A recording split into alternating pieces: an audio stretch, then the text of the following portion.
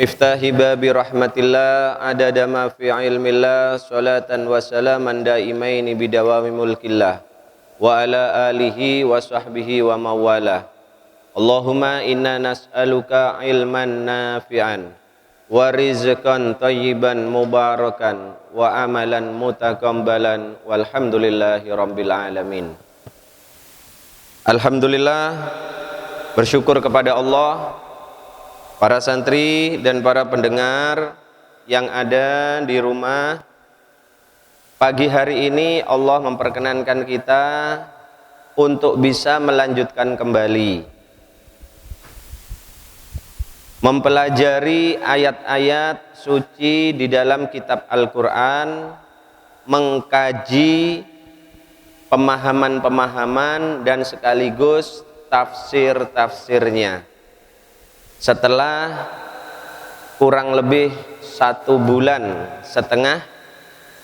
kita libur bulan Ramadan dan juga Syawal, alhamdulillah mulai pagi hari ini kita mulai lagi rutinitas kita, istiqomah kita. Mudah-mudahan Allah Subhanahu wa taala memberikan kepada kita kekuatan sehingga kita tetap bisa melaksanakan istiqomah dengan sebaik-baiknya.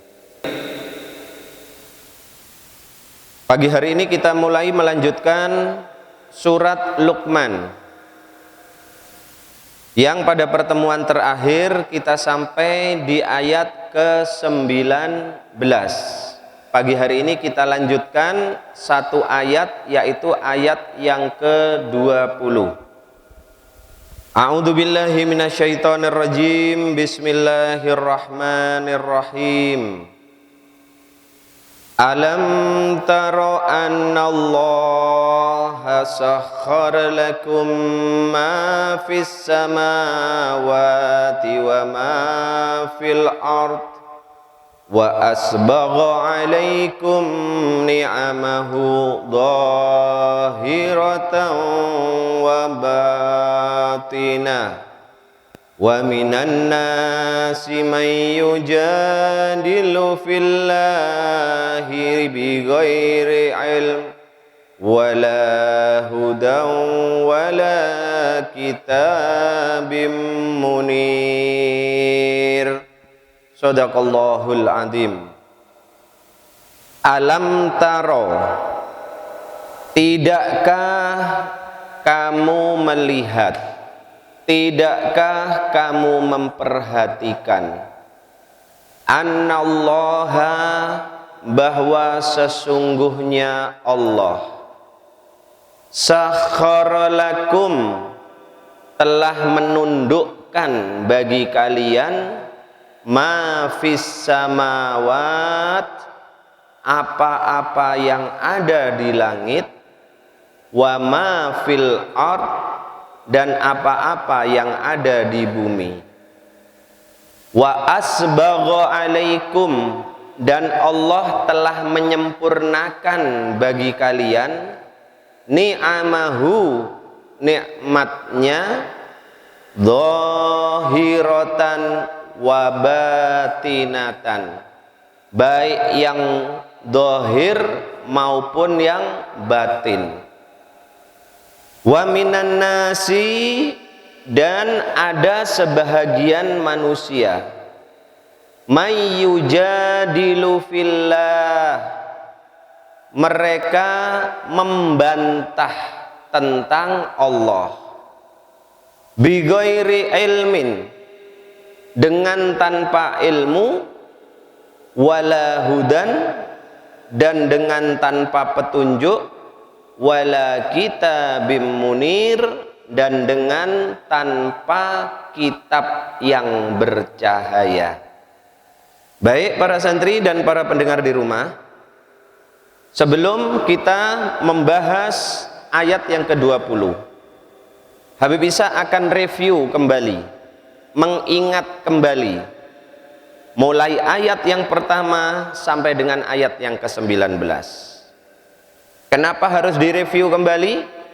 Karena salah satu teknik untuk memahami satu surat di dalam Al-Quran, maka kita tidak bisa hanya memahami sebahagiannya saja, tetapi kita harus memahami alur surat tersebut mulai dari ayat yang pertama, pertengahan sampai ayat yang terakhir. Kalau kita sudah paham rangkaian ayat-ayatnya itu, maka satu surat di dalam Al-Quran insya Allah kita akan bisa mengambil dan memahami isi pokok atau isi intinya.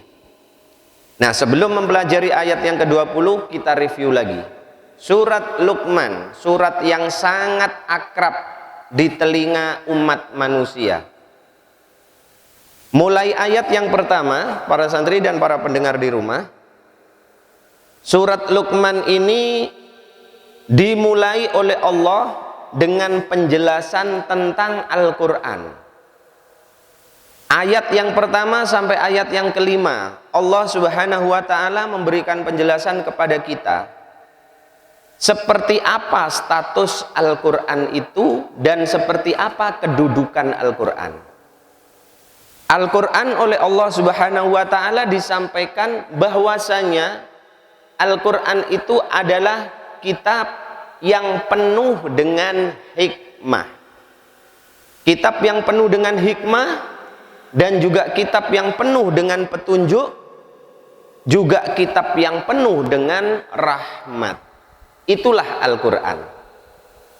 Jadi Al-Quran disampaikan oleh Allah adalah satu kitab yang penuh dengan hikmah, kitab yang penuh dengan petunjuk, dan kitab yang penuh dengan rahmat. Nah, sedangkan orang-orang yang mau mengambil petunjuk, mau mengambil hikmah-hikmah itu, maka mereka itulah yang dikatakan oleh Allah sebagai al-muhsinin, yaitu orang-orang muhsinin, orang-orang yang mendapatkan petunjuk dari Allah. Orang-orang yang seperti inilah yang kemudian diberikan janji oleh Allah, dan janji itu pasti ditepati oleh Allah, yaitu berupa kenikmatan surga yang sudah disiapkan untuk mereka. Tetapi sebaliknya, para santri dan para pendengar di rumah, ada sebagian orang-orang yang termasuk muhsinin, tetapi ada sebahagian umat manusia ini yang ternyata mereka mengingkari Al-Quran. Justru mereka lebih suka lahwal hadis, membeli perkataan-perkataan yang tidak bermanfaat. Justru ada sebahagian manusia yang lebih suka membeli dan membaca buku-buku, kitab-kitab yang tidak ada manfaatnya. Mereka lebih suka membaca itu dibandingkan dengan membaca Al-Quran. Ada orang-orang, umat-umat manusia yang seperti itu. Selain mereka lahwal hadis, mereka juga menghalangi orang lain untuk menuju jalan Allah. Ya, perhatikan. Jadi selain mereka tidak percaya dengan Al-Quran, mengingkari Al-Quran, orang seperti itu, kalau ada orang lain yang akan berjalan di jalannya Allah, dihalangi. Nah, orang seperti inilah yang dikatakan oleh Allah orang-orang yang sangat rugi, orang-orang yang bangkrut, dan besok juga telah dijanjikan oleh Allah siksa yang pedih. Kemudian di ayat-ayat selanjutnya Allah memberikan penjelasan tentang kita. Tentang apa? Tentang kekuasaan Allah. Apa yang disampaikan oleh Allah? Yaitu Allah telah menciptakan langit tanpa tiang.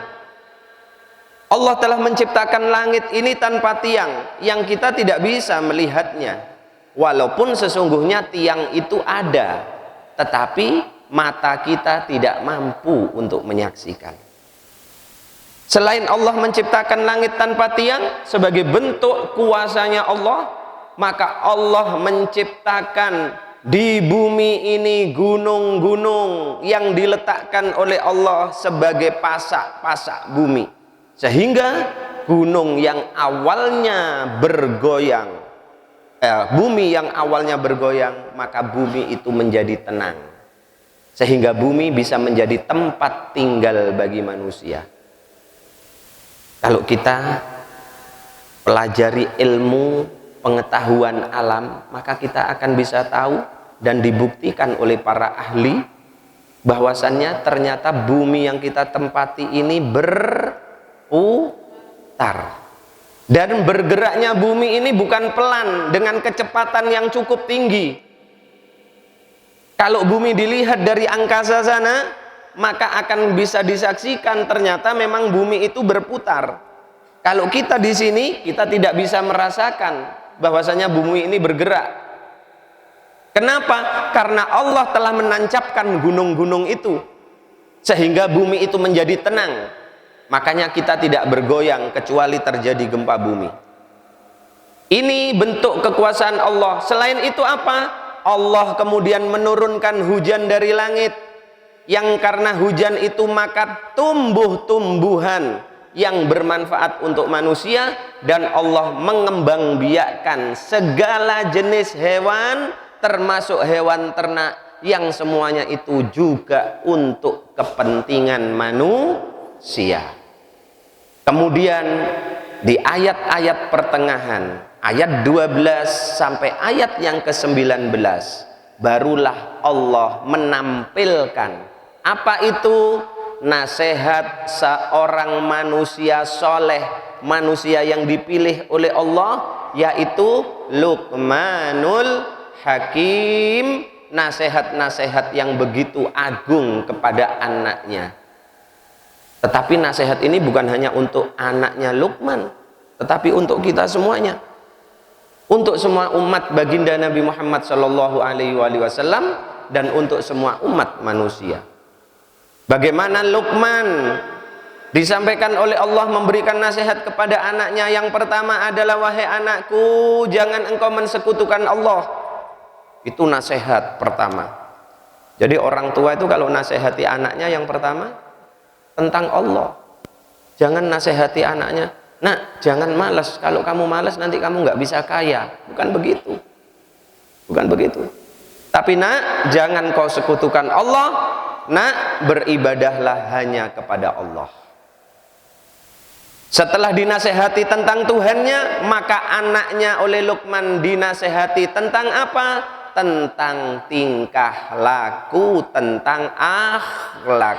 Wahai anakku, jangan engkau menyombongkan diri dengan cara berjalan di muka bumi sehingga menunjukkan kesombonganmu.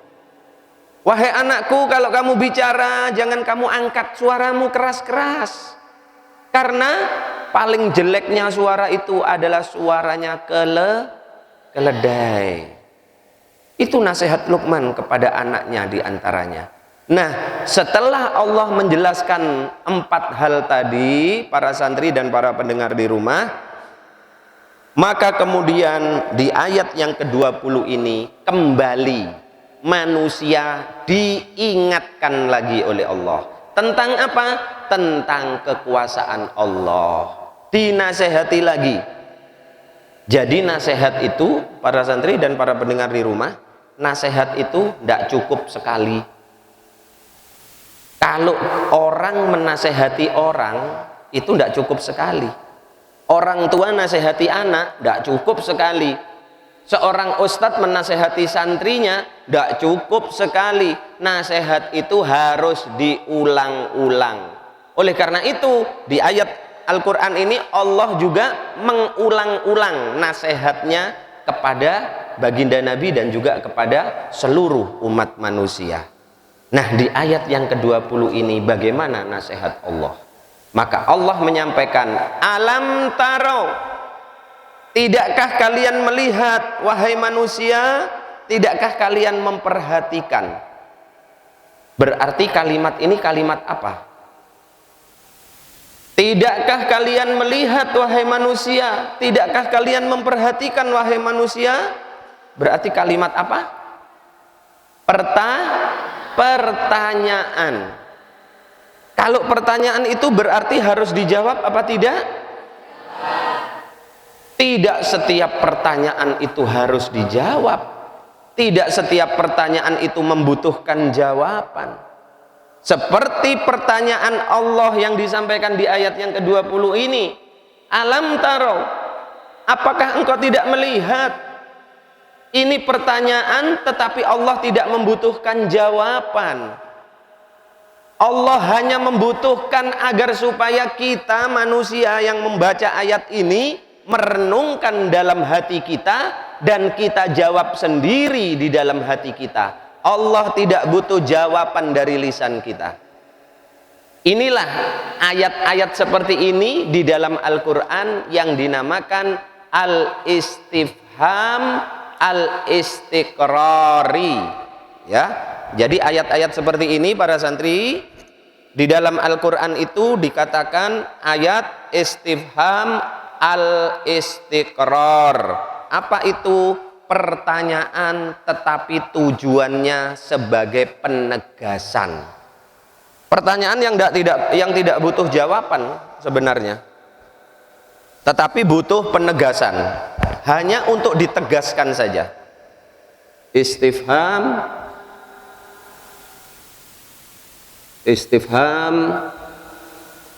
al-istiqrar, ya.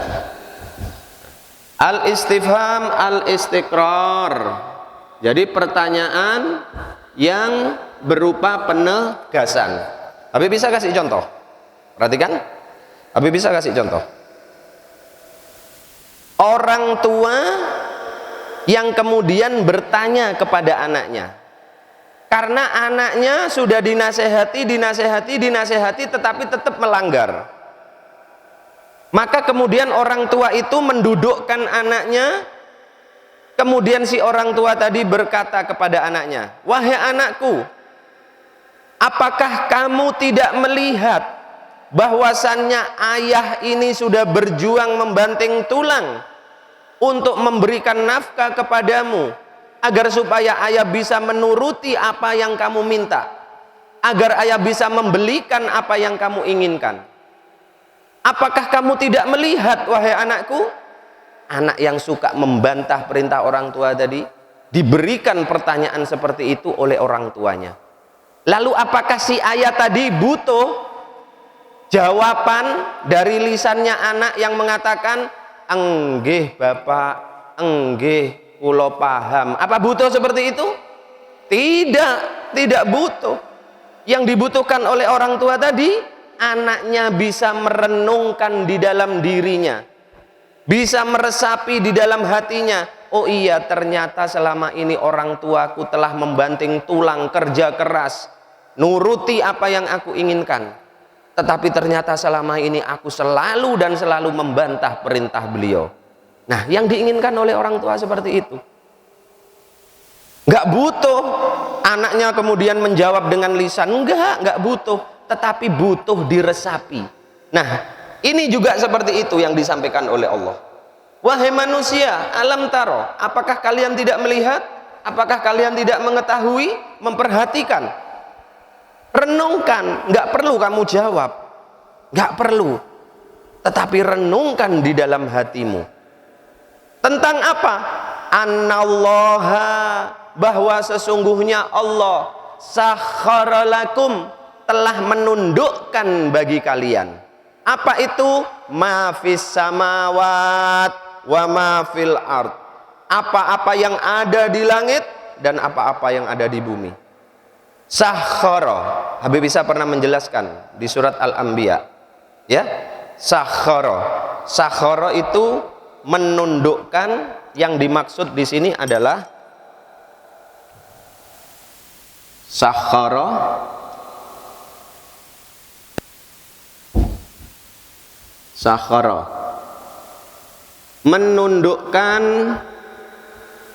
menundukkan sesuatu sehingga yang ditundukkan yang ditundukkan mengikuti kemauan yang menundukkan.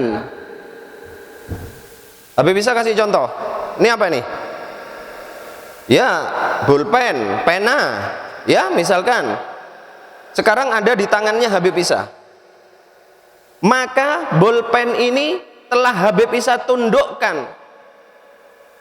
Telah Habib Isa tundukkan. Buktinya apa? Buktinya pulpen ini akan mengikuti apa yang diperintahkan oleh tangannya Habib Isa. Saat tangannya Habib Isa mengatakan pulpen tulis, tulis. Pulpen berhenti, berhenti. Apa mungkin kalau kita nulis kemudian kita mau berhenti sudah titik, pulpennya kok terus nulis begini? Enggak kan? Artinya apa? Pulpen ini telah Habib Isa sakhara, telah ditundukkan. Karena telah ditundukkan, maka sepenuhnya berada di dalam perintah dan kekuasaan Habib Isa. Jadi tidak bisa pulpen ini bergerak sendiri.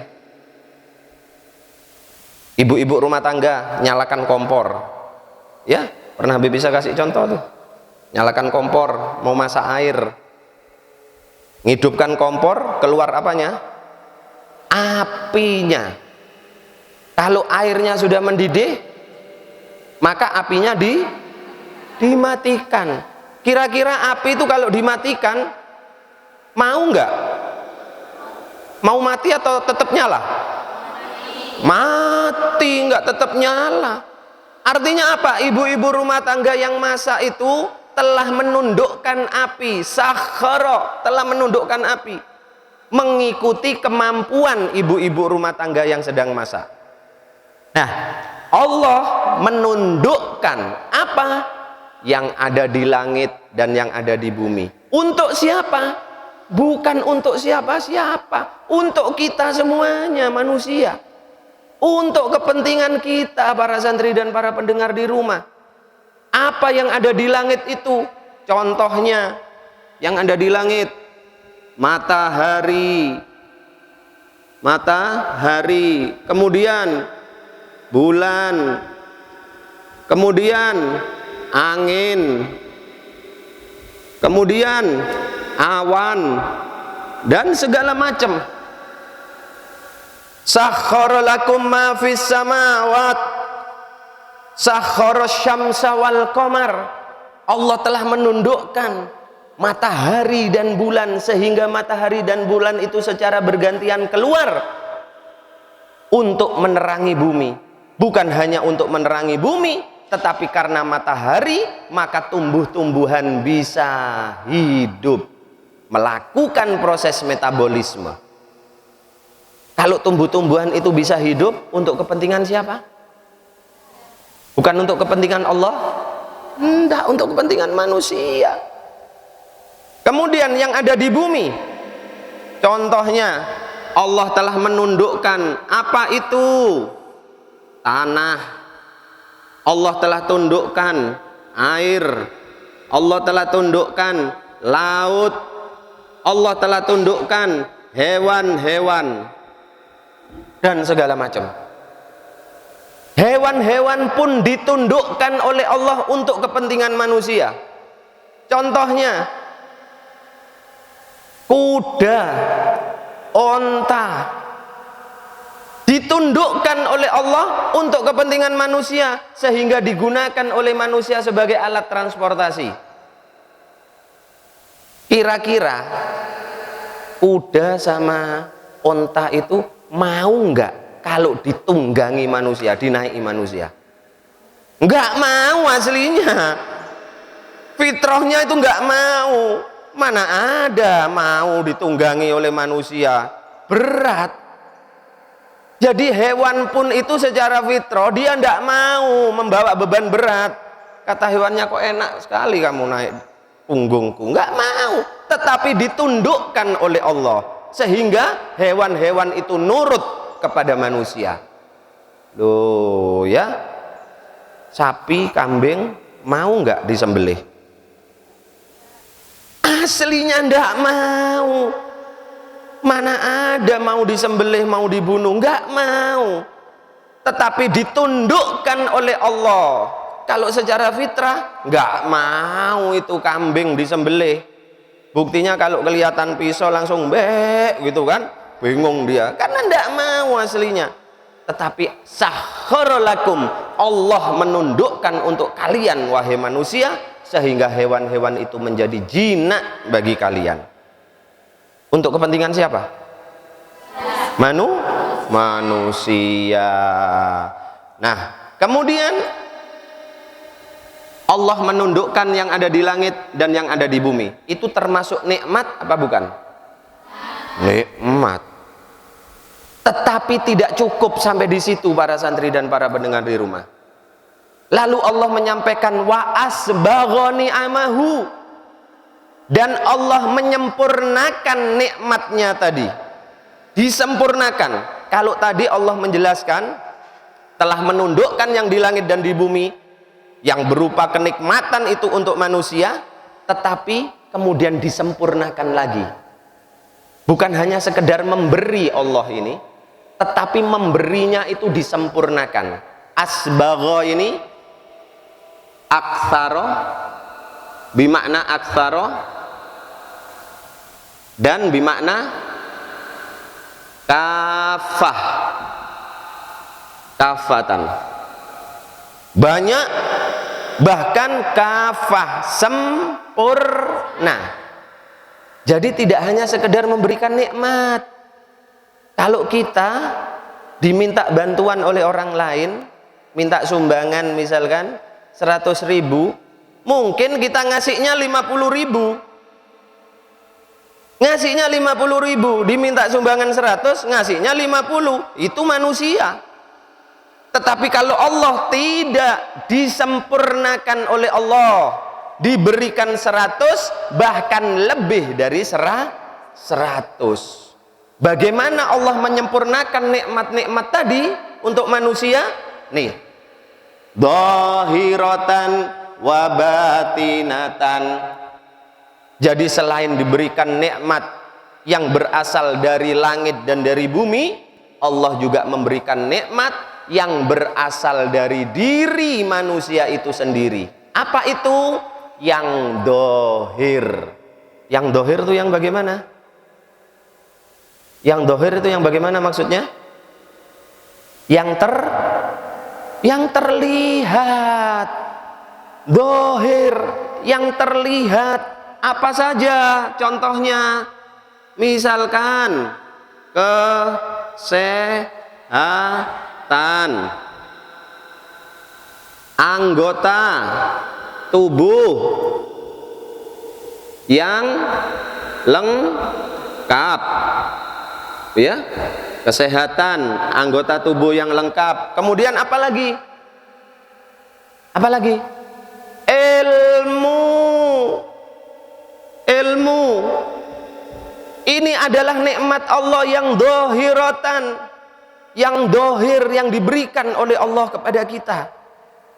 Setelah itu wabatinatan, dan nikmat yang dirasakan secara batin oleh manusia. Contohnya apa? Contohnya apa? Kegembiraan. Contohnya lagi apa? Kebahagiaan. Contohnya lagi apa? Cinta kasih. Loh, cinta kasih ini nikmat yang diberikan oleh Allah secara batin kepada manusia. Coba seandainya kalian tidak pernah merasakan cinta dan kasih, sengsara hidupmu. Suami istri sudah menikah kok tidak sama sekali merasakan adanya cinta dan kasih, hampa itu, hampa. Jadi cinta kasih ini nikmat secara batin yang diberikan oleh Allah. Selain itu apa? Emosi. Loh, emosi nikmat Habib. Loh iya, bayangkan kalau kalian tidak diberikan emosi oleh Allah. Akhirnya apa? Belajar yang ngantuk ae. Karena apa? Emosinya tidak tergerak. Aku ingin bisa, aku malu kalau tidak bisa. Nggak ada. Jadi manusia itu lempeng-lempeng saja sudah. Lempeng-lempeng saja. Jadi emosi ini nikmat batin yang diberikan oleh Allah sebagai bentuk kesempurnaan nikmat-nikmat tadi. Nah, para santri dan para pendengar di rumah, kalau Allah telah memberikan nikmat, menundukkan apa yang di langit, menundukkan apa yang di bumi, kemudian kita diberikan nikmat lahir oleh Allah, sehat, anggota tubuh yang lengkap, ya, bentuk wajah yang menarik, kemudian batin kita juga diberikan nikmat sehingga kita merasa bahagia, merasa damai, merasa optimis, kemudian bisa merasakan cinta kasih. Maka semua yang diberikan oleh Allah itu yang mendapatkan kira-kira layak berterima kasih apa enggak? Manusia yang mendapatkan itu layak berterima kasih apa enggak? Layak. Harus berterima kasih. Minta 50 dikasih 100, terima kasih apa enggak?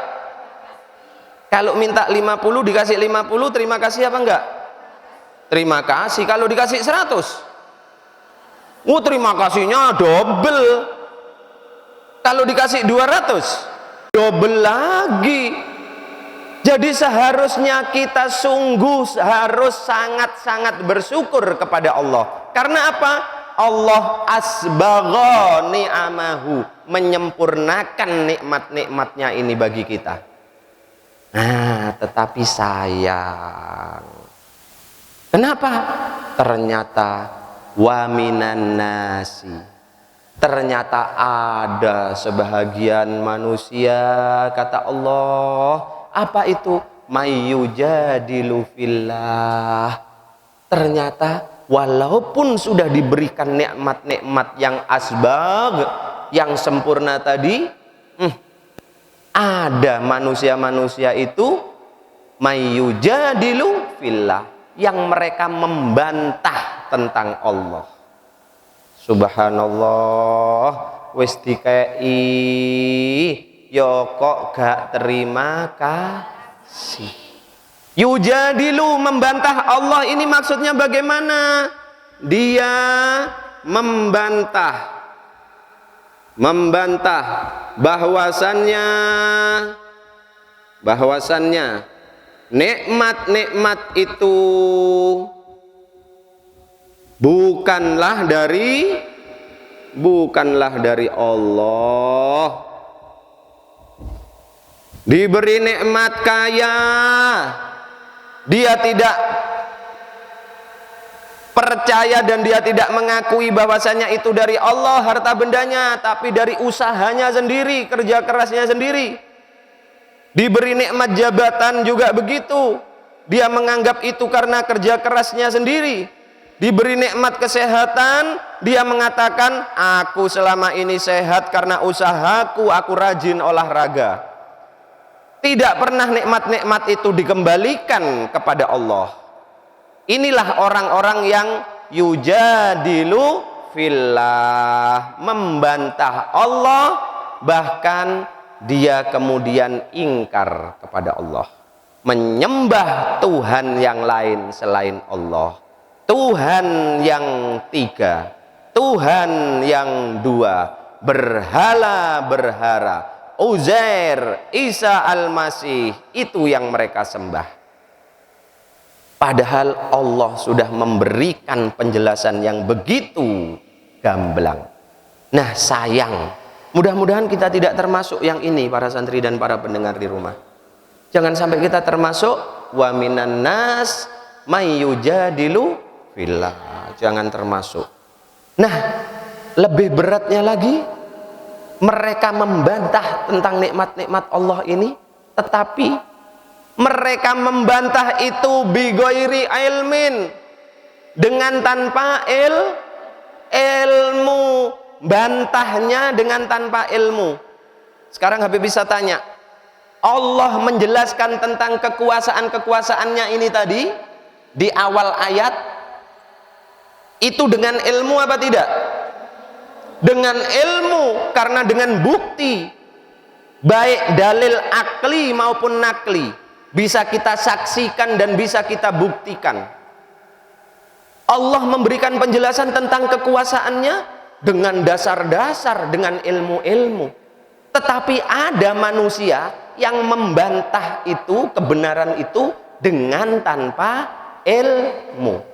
Kalau orang tanpa ilmu, orang yang tidak punya ilmu, maka dikatakan orang itu termasuk orang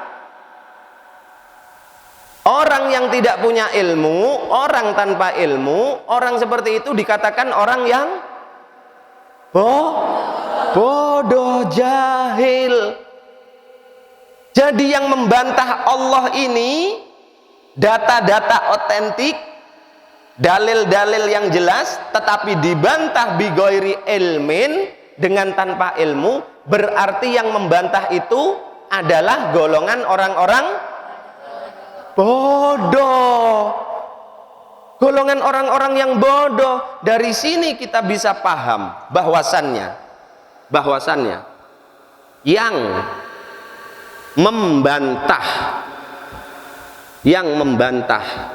kebenaran hanyalah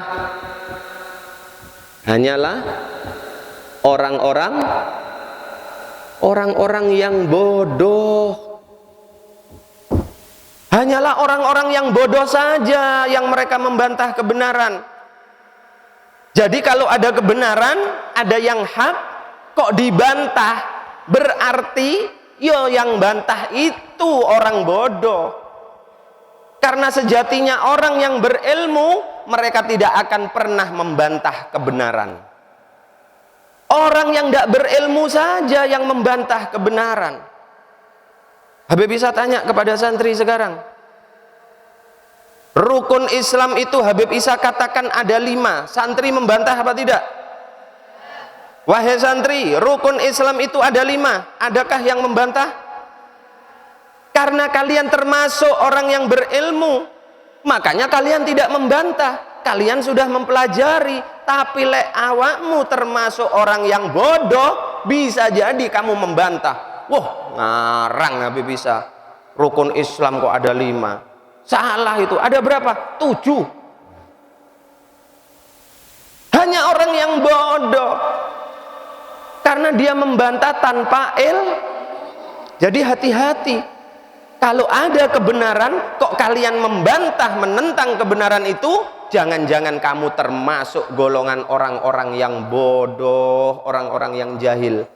Karena hanya orang bodohlah yang membantah kebenaran. Sedangkan orang yang berilmu tidak akan pernah membantah kebenaran, tetapi akan selalu membantah yang batil.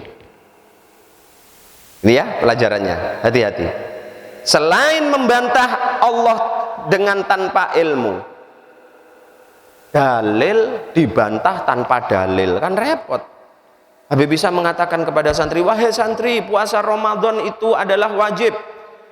Karena jelas Allah menyampaikan, ya ayyuhalladzina amanu kutiba alaikumussyam kama kutiba alal ladzina min qablikum la'allakum tattaqun. Jelas dalilnya. Maka ada santri yang membantah, wah, tidak bisa Habib. Siapa bilang puasa Ramadan itu wajib? Tidak wajib itu. Loh, kok tidak wajib? Dalilmu apa? Pokoknya tidak wajib. Lah, ya, itu orang yang bodoh ya seperti itu. Pokoknya tidak bisa membantah dalil menggunakan dalil. Itu orang yang bodoh. Hati-hati. Selain mereka tanpa ilmu, membantah Allah wala hudan, juga tanpa adanya petunjuk apapun, dan wala kitabim munir, dan juga tanpa menggunakan kitab-kitab yang bercahaya. Apa itu kitab-kitab yang bercahaya? Yaitu kitab-kitab samawi yang diturunkan oleh Allah kepada para para nabi dan para rasul.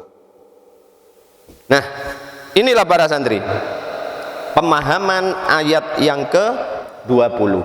Allah menjelaskan tentang kekuasaan Allah, kasih sayang Allah dengan memberikan nikmat-nikmat yang asbagha, yang begitu sempurna kepada manusia.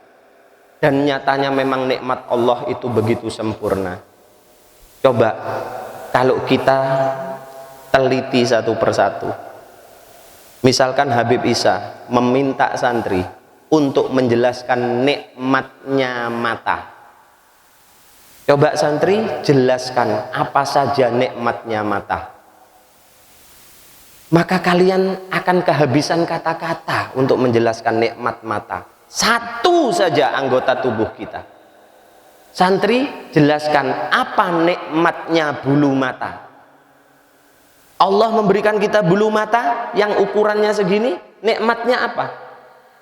Maka kalian akan kehabisan kata-kata karena terlalu banyak nikmat yang terkandung di dalam bulu mata. Itu hanya satu bagian tubuh, belum seluruh bagian tubuh kita. Makanya apabila kita menghitung nikmat-nikmat Allah, niscaya kita tidak akan mampu. Wa in ta'uddu ni'matallahi la tuhsuha. Kalau kita menghitung nikmat Allah, nggak mampu. Karena asbagha, sempurna. Yang sempurna itu nggak akan bisa dihitung. Ya, oleh karena itu jangan kita ingkari. Ayo kita pelajari ayat ini agar supaya menambah keimanan kita kepada Allah. Nikmat mata, apa diantaranya? Dengan mata itu kita bisa membaca, dengan mata itu kita bisa belajar, dengan mata itu kita bisa ikut kajian. Bukan dengan mata itu kita menjadi mengantuk. Nah, itu mengingkari nikmat.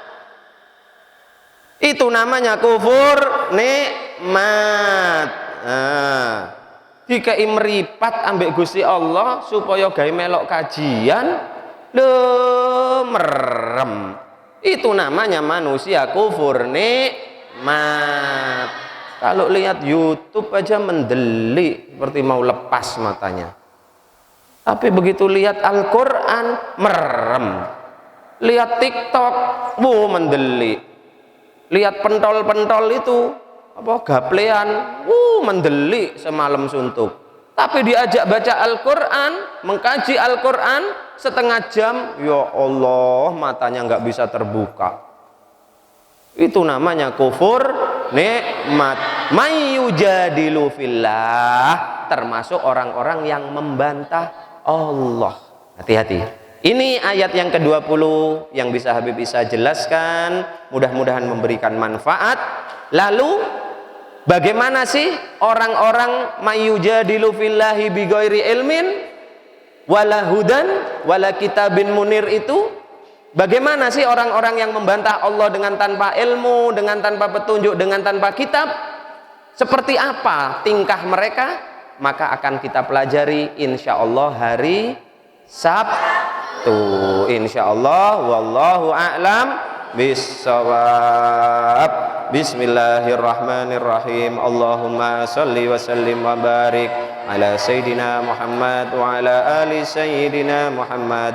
Allahumma inni saudatuka ma'allamtanihi farduduhu alayya inda hajati ilaih. Wa sallallahu ala Sayyidina Muhammadin wa ala alihi wa sahbihi wa sallam. Walhamdulillahi rabbil alamin. Akhirul kalam. Wassalamualaikum warahmatullahi wabarakatuh. Allahumma